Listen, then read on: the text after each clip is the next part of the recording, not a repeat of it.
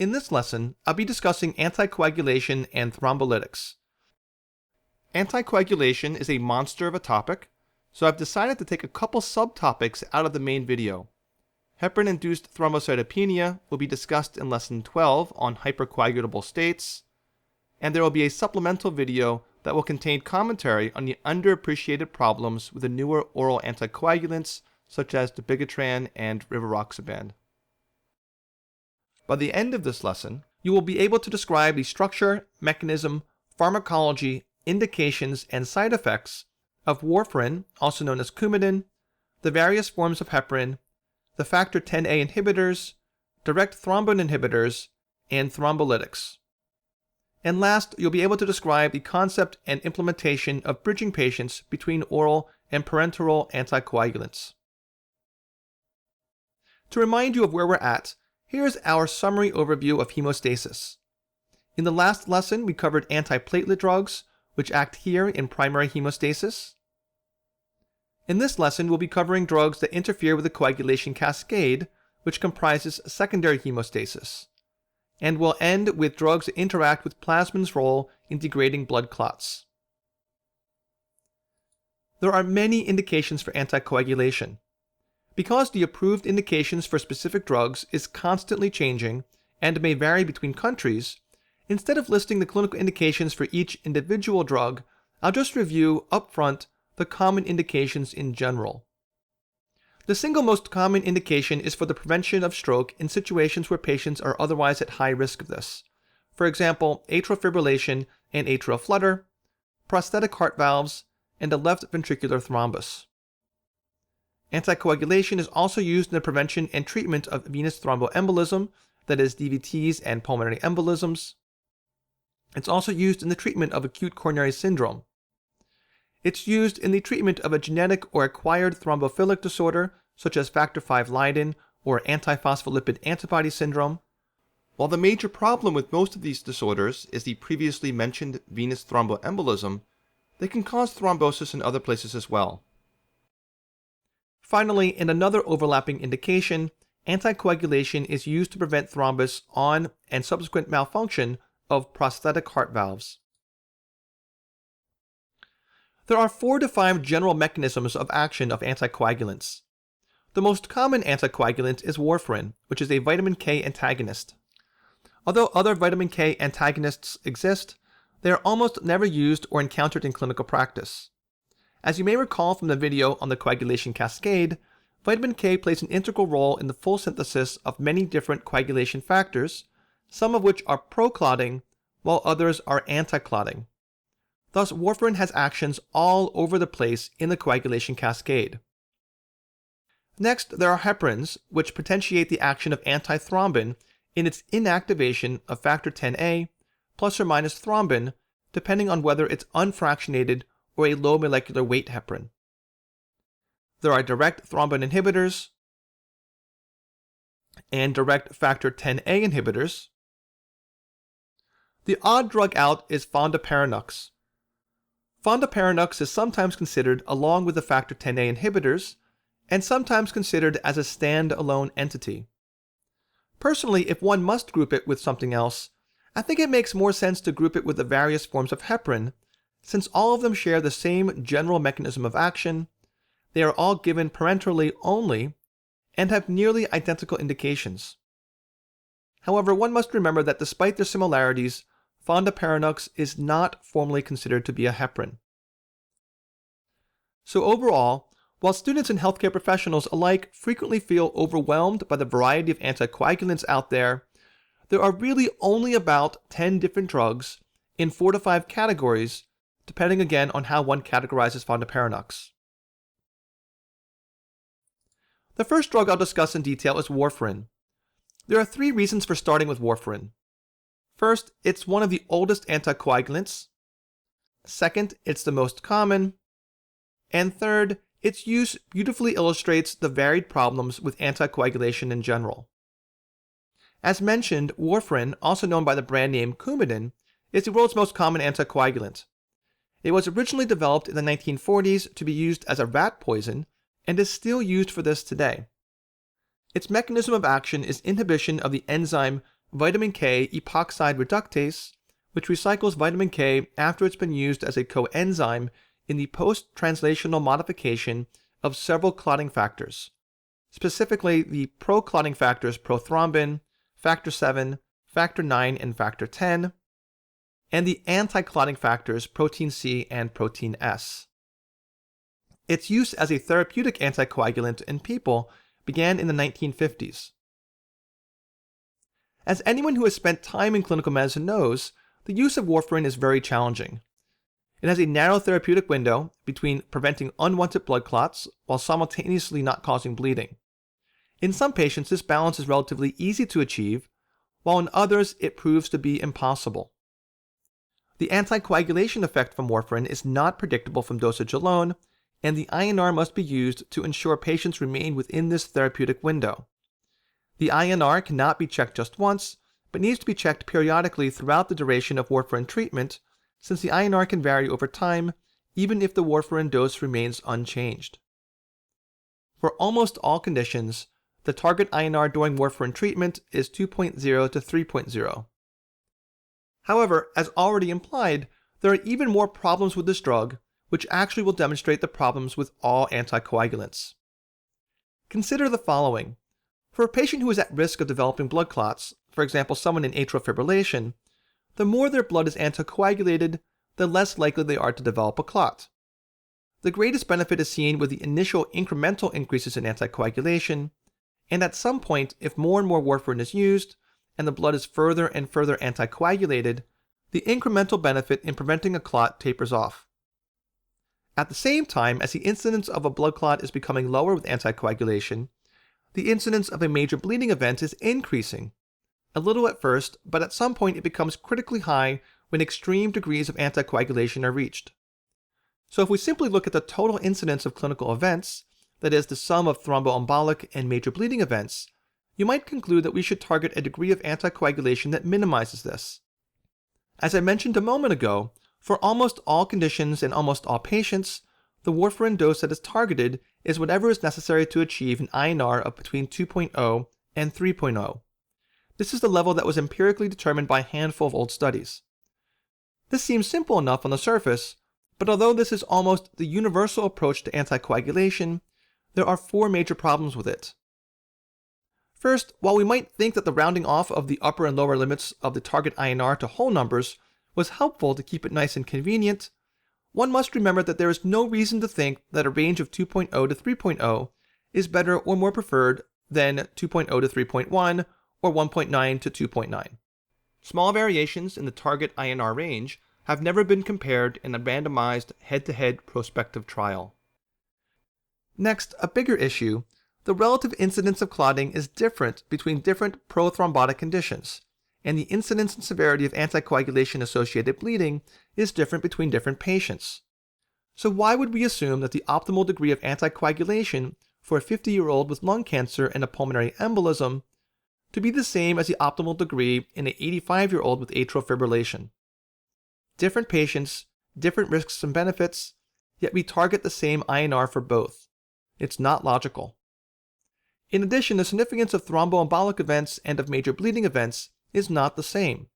The vast majority of patients would prefer to get a life-threatening GI bleed requiring blood transfusions, but with an excellent prognosis for full recovery, rather than have a major stroke with permanent neurologic disability. So equating completely different types of adverse events as being equally undesirable doesn't model how patients think about their health. And while almost everyone would prefer a GI bleed over a stroke, by what degree they would prefer it will likely vary quite a bit. Some patients might prefer an anticoagulation balance in which the risk of a GI bleed is 2 times to 3 times that of a stroke, while others, for example a Jehovah's Witness who would decline a transfusion on account of religious beliefs, they might prefer a balance in which the risks are closer to even, since a major GI bleed would be more likely to be fatal. These last two issues with balancing the risk of bleeding against the prevention of clotting is not specific to warfarin, but it's more apparent with warfarin because the easily obtainable INR gives us the opportunity to fine-tune a patient's anticoagulation balance if we so desired. But we never take the effort to do this, largely because reducing a patient's preferences to probabilities and crunching the numbers with vast and confusing data from the literature is a Herculean task, even for just one patient. However, just because clinicians disregard these problems in practice, and patients are totally oblivious to them, doesn't mean that the problems aren't there. The final of the four major problems with warfarin seems to be the only one that anyone actually cares about, and it's because it's the issue that cannot be ignored. There are many factors which impact warfarin's effect on the INR. These include diet. For example, eating vegetables with a high vitamin K content antagonizes the effect of warfarin on the INR. There are many drug-drug interactions. Some of these are direct, such as amiodarone and some statins, while others are indirect. For example, all antibiotics affect gut flora, which are responsible for significant production of vitamin K, and thus all antibiotics result in an increase of the INR at any particular warfarin dose.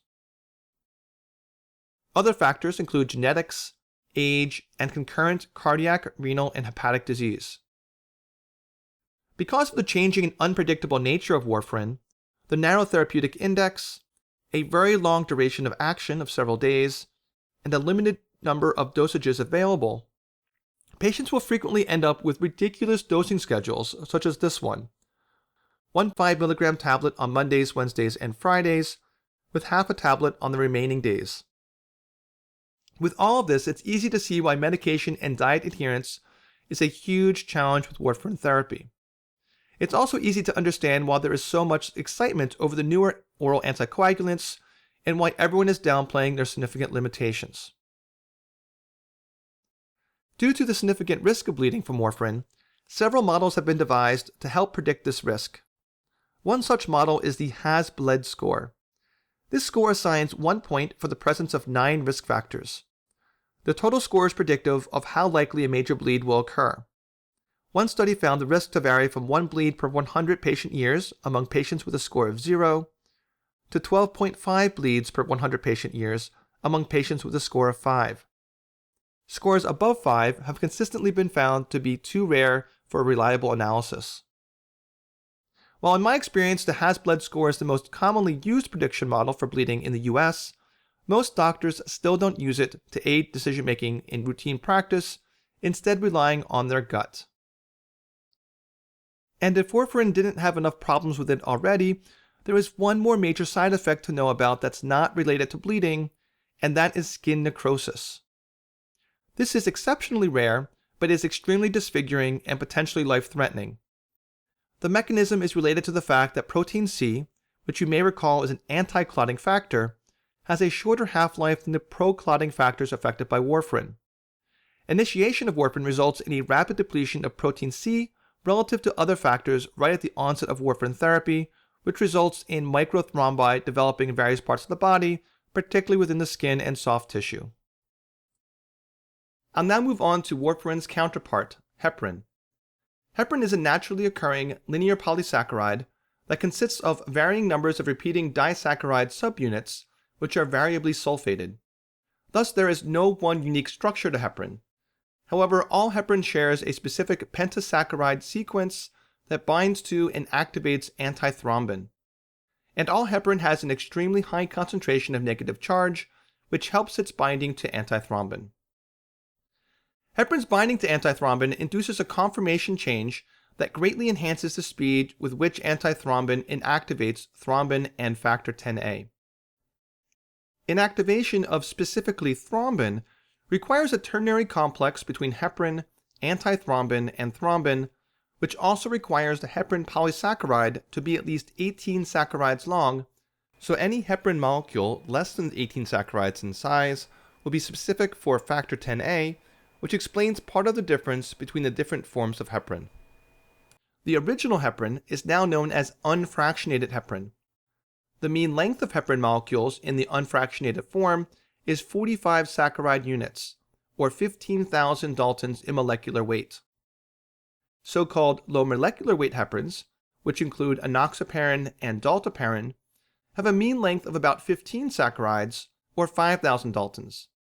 It was originally believed that low molecular weight heparins would have lower bleeding tendencies, as they were more specific for inactivation of factor Xa, rather than both 10A and thrombin. Although that hasn't been observed in trials, low molecular weight heparins have other beneficial pharmacological properties that contribute to their current popularity. Then, as mentioned at the beginning, is a related medication called fondaparinux. This is a synthetic compound containing only the pentasaccharide necessary for antithrombin binding. Thus, it is 100% specific for inhibition of 10A activity and is therefore often grouped together with the 10A inhibitors. However, its structure, pharmacology, and clinical use has more in common with the low molecular weight heparins. As with warfarin, monitoring the degree of anticoagulation from unfractionated heparin is complicated and fraught with problems. First, unfractionated heparin has a highly variable dose-response relationship. It must be closely monitored using the PTT. As every batch of thromboplastin, which is used in the PTT assay, is different dosing algorithms to ensure appropriate anticoagulation must be determined by each individual lab or hospital. In other words, hospitals cannot simply share heparin protocols with one another unchanged, and they can't just blindly co-opt one from a reference source or the internet. Finally, optimal dosing may be different for different conditions, resulting in a so-called high-intensity protocol for use in indications such as venous thromboembolism, and a low-intensity protocol for use in acute coronary syndrome. Consider the following 4 protocols, which are all top results when one simply Googles heparin protocol. They are all different. The differences may be relatively slight, but with anticoagulation, the therapeutic window is narrow, and slight quantitative differences can result in significantly different clinical outcomes. When comparing unfractionated heparin to the newer low molecular weight heparins, each has advantages and disadvantages. Unfractionated heparin, which can be given IV or sub-Q, has the advantages of rapid onset and clearance, easily measured anticoagulation effect, it's okay to use in renal failure, and its effects can be rapidly reversed with protamine in the event a patient develops a life-threatening bleed while on it. Its disadvantages: frequent monitoring is required, and a life-threatening drug side effect called heparin-induced thrombocytopenia. In comparison, low molecular weight heparin, which can only be given sub-Q, has a longer duration of action, and lab monitoring of its anticoagulation effect is generally unnecessary. Unfortunately, low molecular weight heparin has a number of important drawbacks. It is relatively contraindicated in renal failure, and the optimal dosing in morbidly obese patients is unknown since it's usually based on patient weight. If monitoring is needed, it requires an anti-factor 10A level, which is less available than the PTT. It also can cause heparin-induced thrombocytopenia, and there is mixed data as to whether the risk is equal to or lower as compared to unfractionated heparin. And last, it is less reliably reversed with protamine. Aside from bleeding, heparin's major toxicity is related to its effect on platelets, which is known as heparin-induced thrombocytopenia, or HIT for short. There are 2 types of HIT. Type 1 HIT is caused by non-immune mediated platelet aggregation. It occurs within the first 2 days of treatment. Platelet nadir is usually around 100,000, and the clinical significance is low. Type 2 HIT is caused by autoantibodies to the complex of a cytokine called platelet factor 4 and heparin. Platelet factor 4 is usually secreted by the alpha granules of activated platelets. The onset of thrombocytopenia is usually 5 to 10 days after initiation of heparin, but it can occur within 1 day if there has been prior heparin exposure within the previous 3 months. The platelet nadir is typically less than 50% of the patient's baseline, and the clinical significance is high. Because of the difference in clinical significance, when a physician uses the term HIT, they are usually referring just to type 2 HIT. Counterintuitively, the greatest risk from HIT type 2 is the development of thrombosis. This is a consequence of widespread platelet activation being triggered by the antibody PF4 heparin complex. Venous thrombosis, specifically DVT and PE, is more common than arterial thrombosis such as stroke, limb ischemia, and skin necrosis, though when it occurs, arterial thrombosis is more likely to have devastating consequences. I'll now talk about the newer oral anticoagulants. I'm not personally a fan of these drugs, as I discuss in detail in the supplemental video, so all of the following discussion on them is essentially what the textbook and pharmacology classes teach about them. It's not me personally endorsing their use. With that disclaimer out of the way, let's deconstruct some potentially confusing terminology. What is a NOAC versus TSOAC versus DOAC? Well, all three terms refer to the same handful of drugs. These include oral direct factor Xa inhibitors such as rivaroxaban, marketed as Xarelto, apixaban, marketed as Eliquis, and edoxaban, marketed as Cevesa. Then there are oral direct thrombin inhibitors, of which there currently is one, dabigatran, marketed as Pradaxa. There have been efforts to come up with a term to describe these drugs collectively, since they serve as a foil for warfarin. The first term to be adopted was NOAC, which stood for Novel Oral Anticoagulant. Some objected to this acronym because of rumors that healthcare professionals were seeing NOAC written in medical charts and mistaking it as a strange shorthand for no anticoagulation. So instead, some people prefer the term TSOAC for target-specific oral anticoagulant. This is a little better, but warfarin is also relatively target-specific. It just happens to have a whole bunch of targets throughout the coagulation cascade. So last is DOAC for direct oral anticoagulant. This one makes the most sense to me and is what I'll use in the rest of the video, but in real life there is no consensus and you may come across all three in active use. What are the indications for these drugs? The indications are pretty simple to summarize. All four are approved for stroke prevention in non-valvular atrial fibrillation, that is AFib in the absence of either mitral stenosis or a prosthetic heart valve. They are all also indicated in the treatment and or prevention of DVTs and PEs. And none of them are approved for valvular AFib, prosthetic valves in the absence of AFib, or heparin-induced thrombocytopenia. What are the advantages of DOACs? Why are so many doctors and patients excited about them? Well, they are believed to result in more reliable pharmacokinetics, require no routine monitoring, and generally have a lower bleeding risk. However, as discussed in the supplemental video, all of these have been called into question by recent criticisms of key trials and of the relationships between drug manufacturers, academic institutions, medical journals, and the FDA. The conventional established disadvantages of DOACs are many.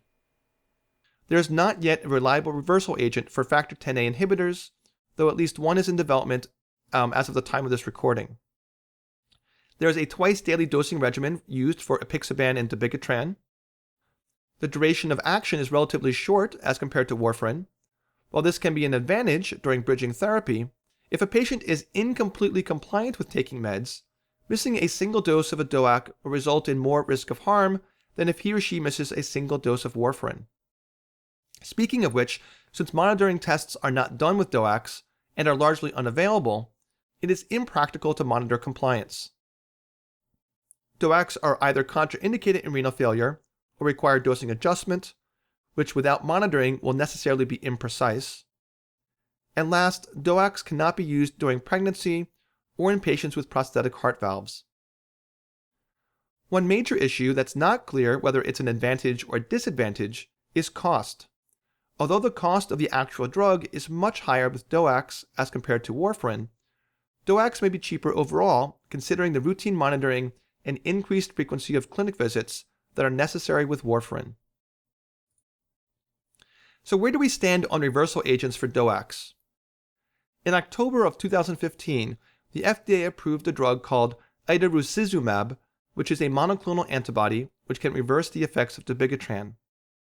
And although it is not yet FDA approved, there is a promising drug called andexanet that can reverse the actions of factor Xa inhibitors. At this point, I want to spend just a moment on the effect of anticoagulants on coagulation tests. This chart is obviously full of information.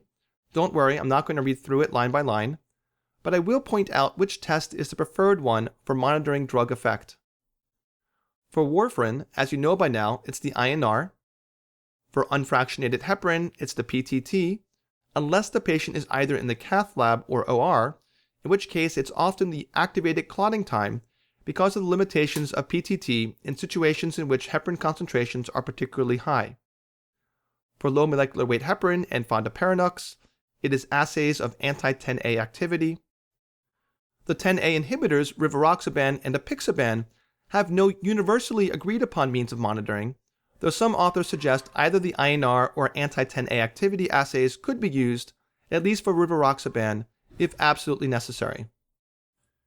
The IV direct thrombin inhibitor argatroban is usually monitored via the PTT, while the oral direct thrombin inhibitor dabigatran is monitored with either the thrombin time or something called the eccrine clotting time, the latter of which has the distinction of requiring a compound from snake venom. The other thing with this chart that you may have noticed is that there are a lot of entries with plus-minus signs. As you can see, the effect on coagulation tests from these drugs is either unpredictable sometimes, or is variably reported across different sources. We just don't have consensus on some of these things yet. I'm going to switch topics away from specifically the DOACs to discuss bridging anticoagulants. The word bridging refers to the process of switching from a parenteral drug to an oral drug, or vice versa. Bridging is done for some patients on chronic oral anticoagulation at the time of an elective surgery or procedure. It's also done for patients with new diagnoses of certain conditions, placing them at high risk of thrombosis, or following prosthetic valve surgery. There is no universally accepted method of bridging between anticoagulants, so what you'll find is significant institutional and individual preferences.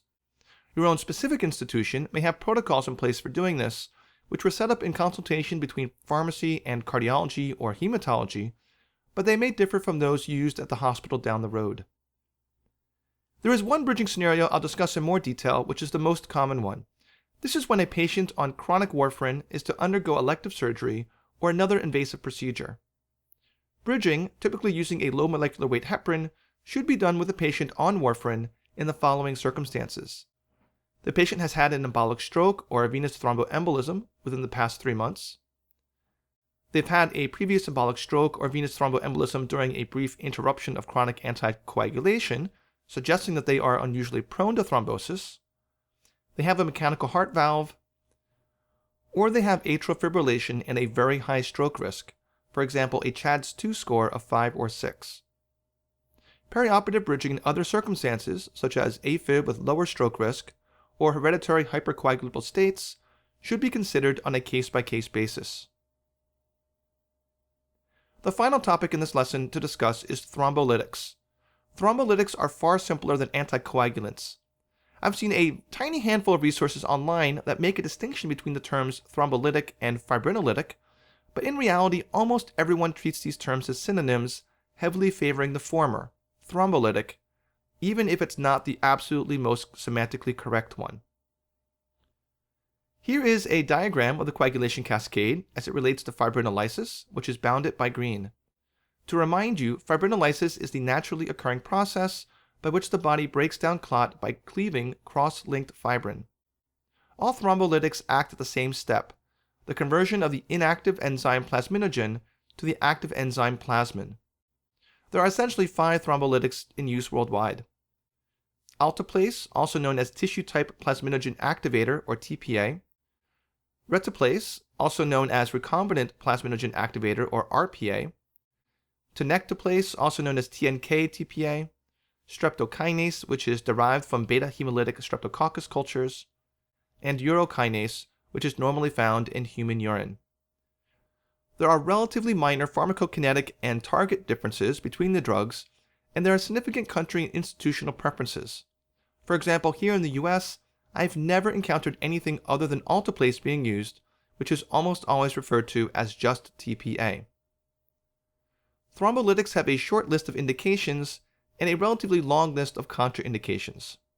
Indications include an ST elevation MI when a cath lab is unavailable, an acute ischemic stroke when the patient presents to the hospital within 3 or up to 4.5 hours after symptom onset, a pulmonary embolism that's associated with persistent hypotension, acute limb ischemia in which the thrombolytic is catheter-directed, and they can be used for restoration of flow in occluded central venous catheters. Formally recognized contraindications vary slightly depending upon the specific indication, but a general non-comprehensive list includes active internal bleeding, a platelet count below 100,000, an elevated INR or PTT, recent anticoagulation use, stroke or head trauma within 2 to 3 months, previous intracranial hemorrhage, current intracranial tumor, AVM or aneurysm, recent intracranial or spinal surgery, recent vascular puncture at a non-compressible site, and last, uncontrolled hypertension. So that does it for this lesson on anticoagulation and thrombolytics. The next video in this series will be the much more manageable topic of pro-clotting medications such as desmopressin and Novoseven, among others.